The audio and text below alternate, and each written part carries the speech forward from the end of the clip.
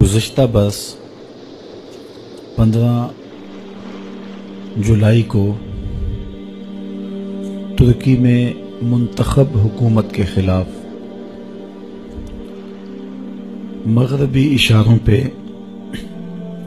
فوجی بغاوت کی گئی، جس کو وہاں کی غیور عوام نے بھرپور مزاحمت کے ساتھ کچل دیا، اور یہ ایک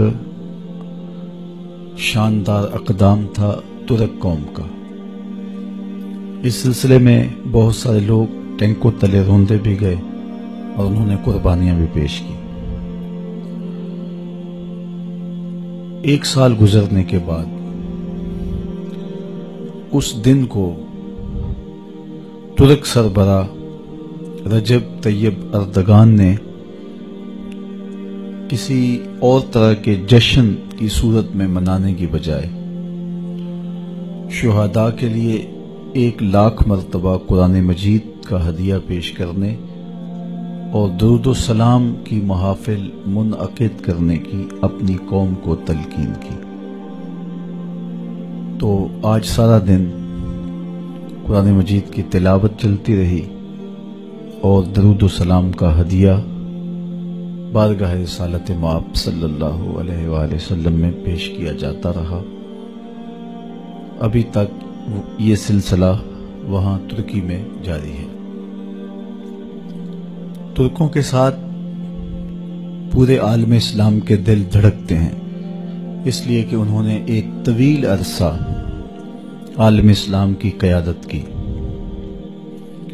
اور جب ترک حکمران تھے تو امت مسلمہ باوقار زندگی گزار رہی تھی، لیکن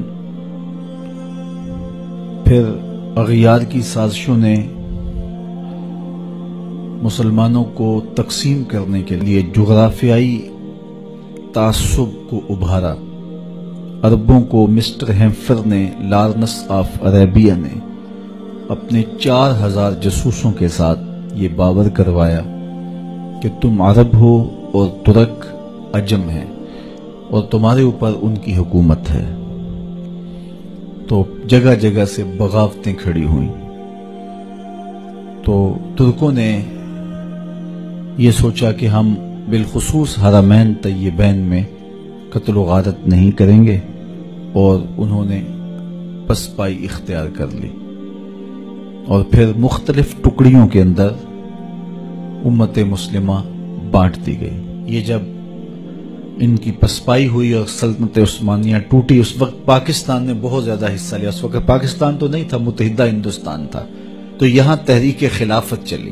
ترک آج بھی بر صغیر پاک و ہند کے لوگوں کو قدر کی نگاہ سے اس لیے دیکھتے ہیں کہ یہ کھڑے ہوئے اور خلافت کی بحالی کے لیے انہوں نے کوشش کی۔ اقبال خون کے آنسو رویا، دیکھ مسجد میں شکست رشتہ تسبیح شیخ، اور بت کدے میں برہمن کی پختہ زناری بھی دیکھ، چاک کر دی ترک نادان خلافت کی قبا، سادگی مسلم کی دیکھ اوروں کی عیاری بھی دیکھ۔ تو وہ ایک دردناک وقت تھا، ایک دکھی زمانہ تھا جب امت مسلمہ یتیم ہو گئی اور ان کی وحدت پارا پارا ہو گئی۔ اتا ترک نے، جو کہ نمائندہ تھا ان لوگوں کا، ترکی کے اندر مذہب کی تعلیمات کو مسخ کیا۔ پھر وہ وقت بھی آیا کہ وہاں داڑھی رکھنا جرم قرار پایا، عورت کے لیے برقع پہننا جرم قرار پایا، اور اسلامی تشخص کو مٹایا جانے لگا۔ مدارس دینیہ کلیتاً ختم کر دیے گئے۔ پوری ترکی میں ایک مدرسہ بھی دینی مدرسہ قائم نہ رہا۔ کوئی کہتا ہی نہیں تھا کہ ترکی میں دوبارہ اسلامی قوتیں جو ہیں وہ نشو و نما پائیں گی۔ لیکن پھر آہستہ آہستہ اللہ تعالیٰ نے ترکوں کے دل میں اسلام کی جو محبت کا فطری جذبہ تھا اس کو اجاگر کیا۔ انہوں نے اپنے آپ کو مضبوط کیا، اپنی معیشت کو مضبوط کیا، اور دینی جذبوں کو اس طرح نئی نسل کے اندر کوٹ کوٹ کے بھرا کہ پھر اللہ تعالیٰ جل شانہ نے جو ہے وہ رجب طیب اردگان کی صورت کے اندر ان کو ایک ایسا لیڈر دیا کہ جنہوں نے اپنی قوم کو پاؤں پہ کھڑا کر دیا اور ان کے اسلامی تشخص کو جو ہے وہ ابھارا اور کھڑا کیا. تو وہ ترکی جو سیکولر بن چکا تھا دوبارہ مذہب کی طرف گامزن ہوا، اور اب جو غیر مسلم طاقتیں ہیں ایک آنکھ نہیں بھاتا ان کو طیب رجب اردگان، اس لیے کہ یہ اپنی قوم کو اسلام کی حقیقی روح کی طرف لے جا رہا ہے. تو اس لیے انہوں نے فوجی بغاوت کروائی کہ اس کی حکومت کا تختہ الٹ دیا جائے، جس طرح مصر میں ہوا. لیکن قوم ساتھ تھی تو وہ پوری قوت کے ساتھ کھڑی ہو گئی، انہوں نے بغاوت کو کچل دیا. طیب اردگان آج جو ہے وہ ان شہیدوں کی قبروں پہ گیا اور وہاں جا کے اس نے خود تلاوت کی، فاتحہ پڑھا، اور پھر سرکاری سطح پہ جو ہے وہ درود و سلام کا اس نے آغاز کیا اور تقریبات منعقد ہوئیں. ہر خانقاہ میں، ہر مدرسے میں، ہر جامعہ میں، ہر یونیورسٹی میں، ہر کالج میں، ہر ادارے میں اس وقت درود و سلام کے نغمے گونج رہے ہیں. ان کا میڈیا درود و سلام کے نغمات کی خوشبو بکھیر رہا ہے.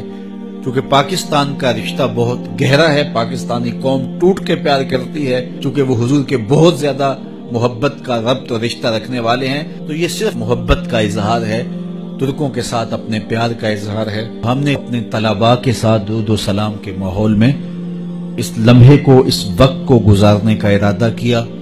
حضور کی بارگاہ میں پورے ادب سے، احترام سے درود و سلام کے نذرانے پیش کرنے، اس کے بعد ہم سلام پڑھیں گے پاکستان کے لیے، ترکی کے لیے، شام کے لیے، فلسطین کے لیے، کشمیر کے لیے، برما کے لیے، پورے عالم اسلام کے لیے اللہ کی بارگاہ میں دعا کریں گے. اللہ اسلام کو غلبہ دے.